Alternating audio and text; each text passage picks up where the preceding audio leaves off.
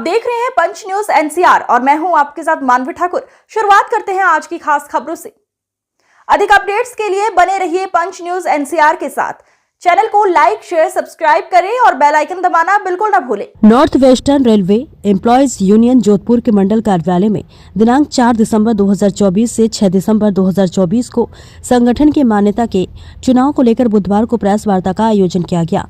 Press वार्ता में zonal अध्यक्ष मंडल सचिव मनोज कुमार परिहार ने बताया कि दिनांक 4, 5 व 6 दिसंबर 2024 को यूनियन मान्यता हेतु चुनाव किए जा रहे हैं, जिसमें मंडल पर कार्यरत 8,911 कर्मचारी अपने मतों का प्रयोग करेंगे। मंडल पर 21 मतदाता बूथ बनाए गए हैं। मतदान का समय प्रातः 8 बजे से शाम 6 बजे तक रहेगा व चुनाव परिणाम 12 दिसंबर को घोषित किया जाएगा। पूरे देश के अंदर 4, 5, 6 दिसंबर को रेल के अंदर यूनियन की मान्यता को लेकर चुनाव होने जा रहे हैं। एनडब्ल्यूआर जोन के अंदर 4 संगठन अपना भाग्य आजमाने का काम कर रहे हैं, जिसके अंदर North Western Railway Employ Union, जो कि ऑल इंडिया रेलवे फेडरेशन से जुड़ा हुआ है, वो निरंतर कर्मचारियों के बीच में रहकर कर्मचारियों को कुछ ना कुछ दिलवाने का काम आज तक करता आया है। और हम आपके माध्यम से ये कहना चाहते हैं कि 12 तारीख को हमारे इलेक्शन के परिणाम होंगे, उसके बाद में भी All India Railway Federation, North Western Railway Employ Union प्रचंड मत के साथ विजय होकर एनडब्ल्यूआर जोन में आने का काम करेगा। ऑल इंडिया रेलवे फेडरेशन ने रेल कर्मचारियों के लिए 1 नहीं, 2 नहीं, 3 बार हड़ताल करने का काम किया है और हड़ताल के कारण ही हमारा समय समय पर हर 10 वर्षों में पे कमीशन का गठन होना। 1974 की हड़ताल में हमारे यूनियन के अध्यक्ष जॉर्ज फर्नांडिस हुआ करते थे, 74 के अंदर हड़ताल करी और वो हड़ताल रेलवे की नहीं बल्कि एशिया की सबसे बड़ी हड़ताल थी, जो 19 दिन तक चली।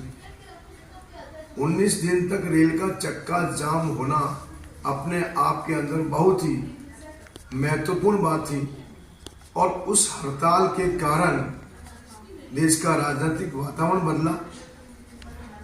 तत्कालीन प्रधानमंत्री जो बहुत मजबूत थी, देश के हालात बदले, इमरजेंसी लगी और देश की जनता ने इंदिरा जी को भी नकार दिया और जनता दल की सरकार बनी।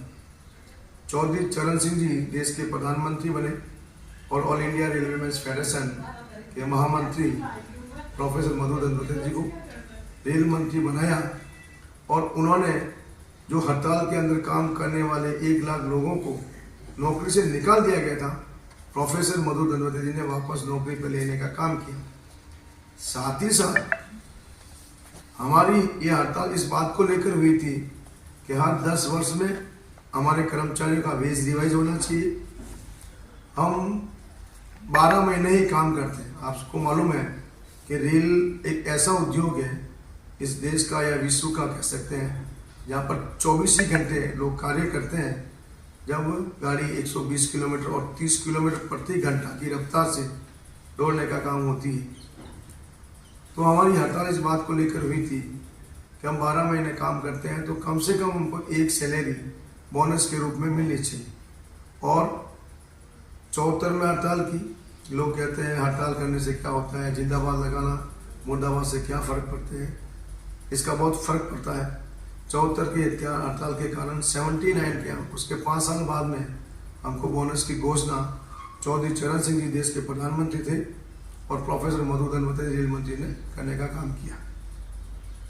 आप सभी जानते हैं कि रेल कर्मचारी रात्रि में भी काम करते हैं और हमारे अध्यक्ष उमराव जी पुरोहित ने आर्मी स्टेशन में जाकर ये फैसला कराने का काम किया कि ईश्वर ने रात सोने के लिए दी है, हम रात्रि नेचर के विरुद्ध काम करते हैं तो हमको रात्रिकालीन भत्ता मिलना चाहिए और डबल बेंच के माध्यम से ये निर्णय कराने का काम हुआ। ऑल इंडिया रेलवे फेडरेशन ने रेल कर्मचारियों को बहुत कुछ दिलवाने का काम किया है। हम सब रेल में काम करते हैं। मैं आपको कहना चाहता हूं कि फर्स्ट क्लास का पास हम रेल कर्मचारियों का सपना था All India railway mains Federation के नेता कॉमरेड शिव गोपाल मिश्र जी, जो भी वर्तमान में महामंत्री हैं, उन्होंने ममता बनर्जी रेल मंत्री से ये कहकर निर्णय करवाया कि हर कर्मचारी को एक वार्तानुकूलित पास मिलना चाहिए, चाहे वो किसी वेतनमान में काम करे। और जनवरी 2011 के बाद में तमाम रेल कर्मचारियों को एक एसी का pass all India railway mains federation की लीडरशिप के कारण मिलना आरंभ हुआ। मैं आपको ये भाई बताना चाहता हूं कि हमारे साथी ट्रैकमैन साथी हैं, हमारे एसएनटी के साथी हैं, रनिंग के साथी हैं, बहुत विकट परिस्थिति में काम करते हैं। हमारी वर्षों से मांग थी कि 50 वर्ष के अंदर व्यक्ति काम करता है तो उसकी शक्ति क्षीण हो जाती है, कमजोर हो जाता है, दुर्बल हो जाता है, वो काम नहीं कर पाता है। हमारी वर्षों से ये मांग थी कि 55 वर्ष से जिनकी आयु कम है उनको सेवानिवृत्त कर दिया जाए और उनके स्थान पर बच्चे को नौकरी प्रदान की जाए। और लार्जेस्ट योजना लाने का काम ऑल इंडिया रेलवे फेडरेशन ने किया। उसी के रहते हजारों रेल कर्मचारियों को लार्जेस्ट के माध्यम से लाभ All India railway mains Federation ने दिलवाने का काम किया।